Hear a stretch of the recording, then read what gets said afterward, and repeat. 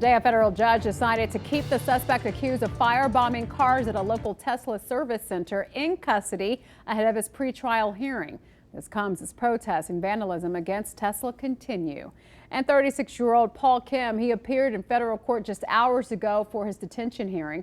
We want to thank you for joining us live at 6. I'm Latoya Silman. And I'm Jim Snyder. Glad you're with us on this Monday. The judge considered arguments for Kim to be released into his mother's custody. She lives up in Washington State until his hearing, but in the end decided that he should stay locked up. News 3's Tiffany Lane is live outside the federal courthouse in downtown Las Vegas to bring us up to date.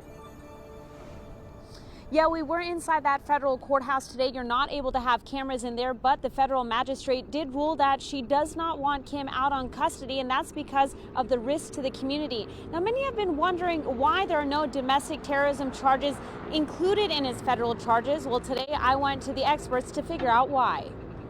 Paul Kim was arrested last week accused of shooting at and firebombing several vehicles at the Tesla Collision Center in the Southwest Valley. He also spray painted the word resist on the business before the attack. On Monday, a federal magistrate ruled his actions do not, quote, reasonably assure the safety of the community. And his mother and father, who came from Washington State to request Kim stay under their custody until his pretrial hearing, were denied. U.S. Attorney General Pam Bondi said in a statement, quote, the Department of Justice has been clear. Anyone who participates in the wave of domestic terrorism targeting Tesla properties will suffer severe legal consequences, following several attacks at Tesla locations, including in Las Vegas nearly 2 weeks ago. Attorney Nicholas Wooldridge explains what's considered domestic terrorism. You're trying to intimidate or coerce a civilian population. So what they would be arguing is basically what's happening here is you have Elon Musk, who's the head of Doge and is involved in the government.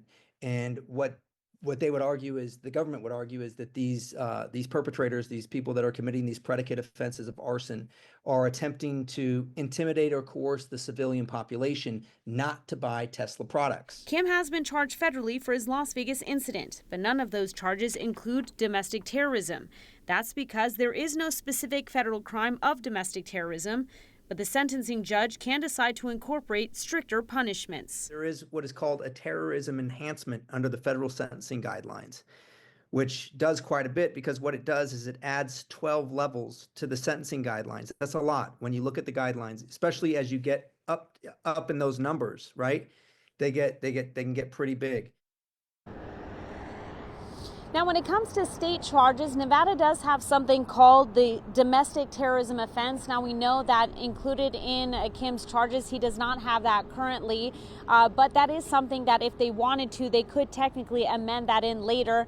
Now, he will be in court again tomorrow for his state charges. Again, that's separate from his federal charges. He also has his federal preliminary hearing on April 10th. Of course, we will stay on top of this and provide all updates as they become available. Reporting from downtown Las Vegas, I'm Tiffany Lane for News 3. Back to you. All right, Tiffany, thank you for that update tonight.